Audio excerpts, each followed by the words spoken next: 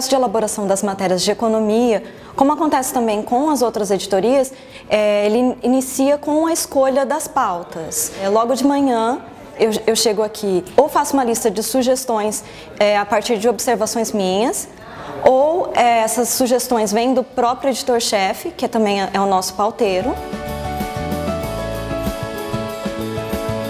Também tem outras pautas que vêm por sugestões de leitores, ou também por releases, por ligações de assessores de imprensa. O que pode ser uma pauta de economia? O que eu mais gosto dessa editoria é que é muito amplo. Você pode falar desde agronegócio, que é um setor muito forte aqui na região, e nisso dá para abordar desde uma pequena produção familiar em alguma cidade aqui nas proximidades, até os trabalhos de um setor muito forte, como o setor sucroalcooleiro, que tem usinas que empregam milhares de pessoas.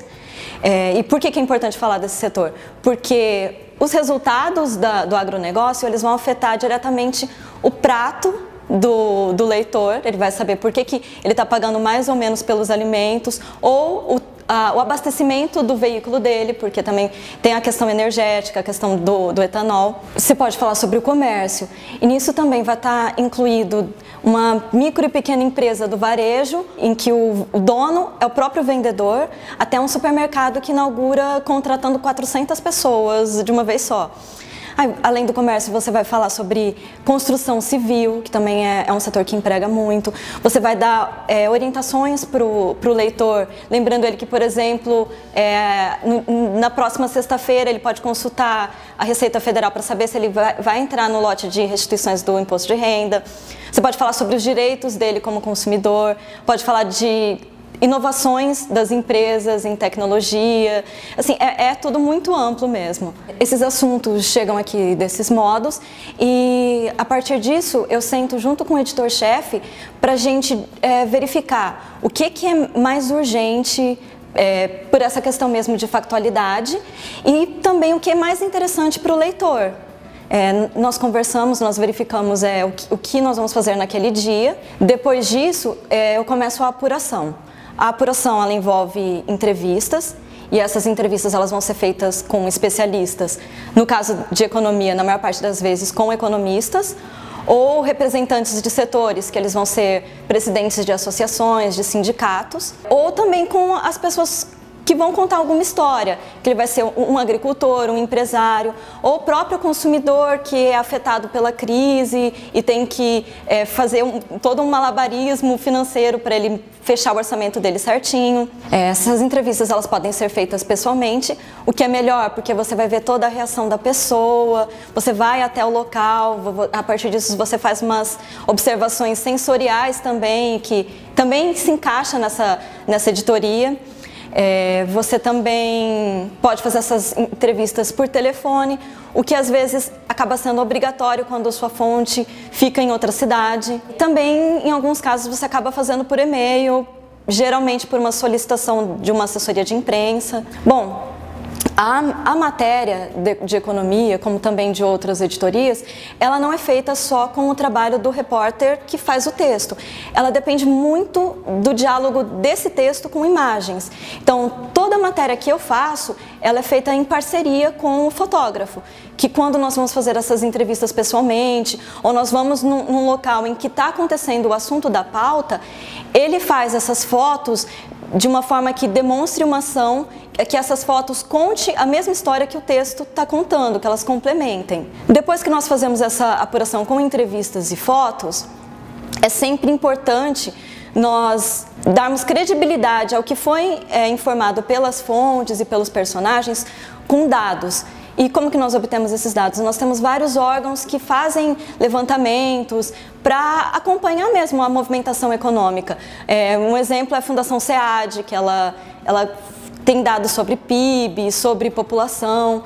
Tem o próprio Ministério do Trabalho, que ele acompanha o movimento de contratações e demissões. Tem o IBGE, que ele também tem dados sobre agricultura, sobre o mercado de trabalho.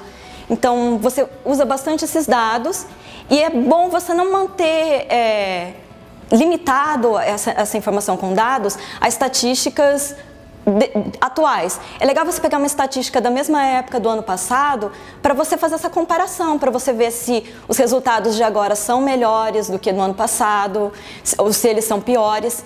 E depois de você chegar a esse cálculo, geralmente a gente faz muito cálculo de porcentagem, é sempre bom falar novamente ou com um representante desses órgãos ou com um economista para perguntar o porquê que aconteceu esse crescimento ou essa queda, ou por que teve essa estagnação. A matéria de economia, ela serve para você fazer com que esse assunto ele se torne mais palpável para o leitor. Porque muitas vezes, apesar da economia fazer parte do dia a dia dele, ele não consegue mensurar isso. Então você tem que pegar esses assuntos, você vai falar sobre os juros ou sobre a inflação e fazer ele entender o porquê que tudo aquilo está acontecendo com ele, o porquê que tem mais vagas ou menos vagas de emprego. E o trabalho do jornalismo, nesse sentido, é de simplificar toda essa movimentação e por isso que nós dependemos muito das fontes, porque eles que trazem essa explicação.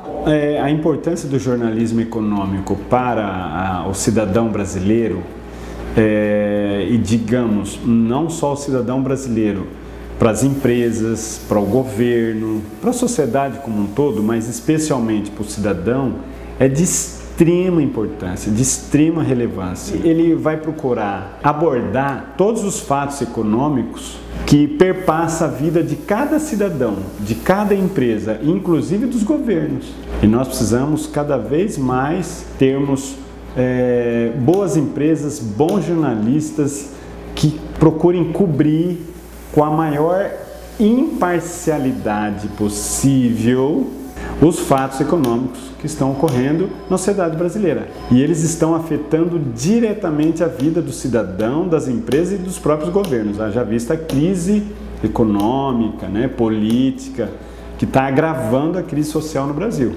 Tá? Então o jornalismo econômico, digamos assim, dentro do espectro da comunicação social, que é uma prestação de serviço público, de qualquer país do mundo, o jornalismo econômico se circunscreve como aquele jornalismo de grande relevância, mas de muita, se não da maior relevância possível, porque ele vai informar para o cidadão, empresas e até para os próprios governos, federal, subregional, municipal, por que nós, por exemplo, estamos nessa crise econômica que estamos passando agora, por que tanto desemprego, por que tanta crise nos orçamentos municipais, estaduais e assim por diante. E a etapa final do meu trabalho como repórter de economia é a redação da matéria.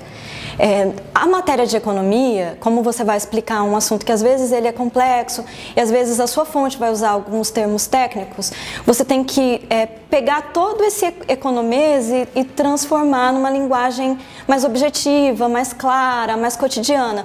Porque o seu leitor, ele pode ser desde aquela pessoa que está muito acostumada a acompanhar notícias de economia e está acostumada com esses termos, até uma dona de casa que começou a assinar o jornal agora e que ela precisa perceber esse assunto como algo acessível a ela mesmo. E é claro, tem algumas matérias especiais em que você sai dessa linguagem que é objetiva demais, que às vezes fria demais, para tornar um texto até um pouco mais literário. Quando você vai falar, por exemplo, da história de um setor e você vai falar com todo mundo que contribuiu para isso e aquilo vai ser a história de vida dessas pessoas. Você pode até começar com um lead um pouco mais elaborado, um pouquinho mais livre. É muito importante que essa linguagem seja clara para que esse assunto se torne bem compreensível para qualquer leitor. A linguagem que se deve usar ou que seria importante ser usada no jornalismo econômico não é o economês, não é acadêmico, aquele economês que faz parte do dia a dia dos economistas, não é? Não, o economês deve ser traduzido para o leitor comum, para o cidadão comum, para aqueles que não são iniciados na área de economia. Então, tanto o economista como o próprio repórter que cobre o jornalismo econômico tem que ter esse cuidado, né? Eu mesmo, quando vou e concedo muitas entrevistas, quando eu concedo as entrevistas, seja para rádio, TV ou mesmo para os jornais, eu procuro ser o mais, digamos assim, pedagógico possível no esclarecimento dos termos econômicos. Então, eu procuro utilizar uma linguagem, né, do dia a dia do cidadão, evidentemente sem cair na mesmice, sem cair, né, no senso comum. Não, você tem que passar a informação para o cidadão, analisar essa informação para o cidadão, informá-lo do que está acontecendo, dentro das prerrogativas da teoria econômica, da análise econômica e financeira, mas utilizando uma narrativa o mais simples possível, o mais direta possível, digamos assim. Nem sempre a gente consegue, mas esse esforço deve ser tanto por parte do economista ou dos economistas, como por parte do jornalista que cobre os fatos econômicos, para que o cidadão possa efetivamente ser informado do que está acontecendo e para que ele utilize essas informações para que ele possa tomar as melhores decisões no âmbito do orçamento pessoal dele, do orçamento da empresa. Muitas vezes o cidadão também é um empresário, e para o próprio governo, né, que tem que administrar o orçamento público. Então tem que ser um objetivo tanto dos economistas como do jornalista econômico, né, que cobre a área de economia e finanças. Depois que eu faço esse texto e que eu conversando com os editores sobre esse resultado, nós destacamos alguns dados que são importantes para o entendimento daquela matéria. Então, nós trabalhamos para elaborar os infográficos. Ele tem que ser mais didático possível, até para o leitor conseguir mensurar de como foi esse crescimento, de como foi essa comparação com esses resultados da economia em outro período, ou no movimento durante vários anos.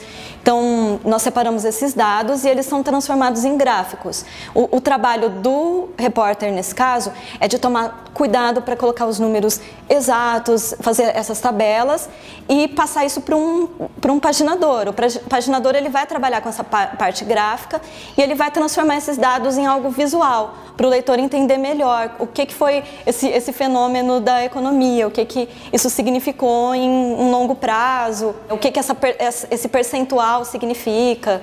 Assim termina o meu trabalho, só que aí, assim começa o trabalho do editor. O editor ele também acaba familiarizado com esse processo, com essa editoria, às vezes com mais de uma editoria. Então ele tem que ler o texto, ele tem que ver se tudo faz sentido, porque pode ter desde um erro de digitação e até aquela situação em que o repórter ele fica com um raciocínio automático, porque ele conversou longamente com a fonte e o que às vezes faz sentido para ele não faz sentido para o leitor. Então o editor ele fica muito atento a isso. Isso aqui está muito claro, dá para entender? Então ele mesmo corrige em alguns casos, ou às vezes ele até entra em contato de novo com a gente para perguntar, mas o que você quis dizer com isso? Como é que a gente pode deixar mais objetivo ainda para o leitor?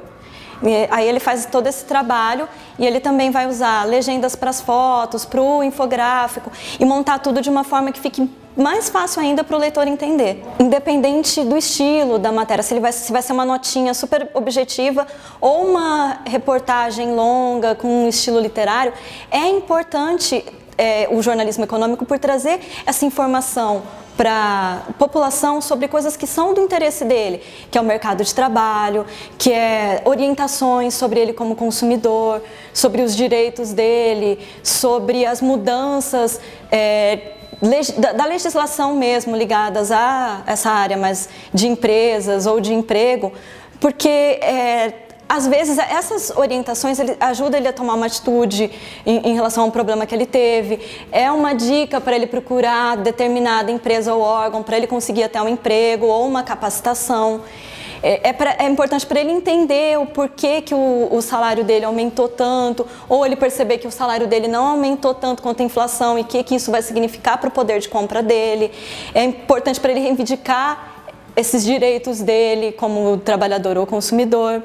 E isso acaba afetando uma população totalmente mista, de todas as idades, estudantes, trabalhadores autônomos, empresários, agropecuaristas, e é uma coisa que varia de todas as classes sociais, desde a pessoa que ela depende de alguns programas do governo, como o Bolsa Família, que é um assunto que a gente acompanha, até alguém que tem muito dinheiro, dinheiro suficiente para fazer investimentos em bolsa, que também é um outro assunto que a gente pode cobrir na economia. Bom, eu comecei aqui na Folha como estagiária na área de cultura, que era a minha zona de conforto, porque era um assunto que eu, antes de ser estudante de jornalismo, já gostava. E foi uma coisa meio acidental. A repórter de economia, ela entrou de férias, eu estava sendo contratada como repórter finalmente, e caiu no colo de quem? Cuidar da editoria de economia, caiu no meu colo. E assim, foi muito bom, porque eu me apaixonei pela editoria, por ela ser ampla, né, com todos aqueles assuntos, e você nunca fica com tédio, porque eu tô tratando de novo do mesmo assunto, não. Cada dia você trata de uma coisa diferente, conversa com tipos de pessoas diferentes, e assim, foi quando eu percebi que a economia, ela não é números só, ela não é só valores, ela não é só estatísticas, ela é história, ela faz parte da vida das pessoas e é muito importante.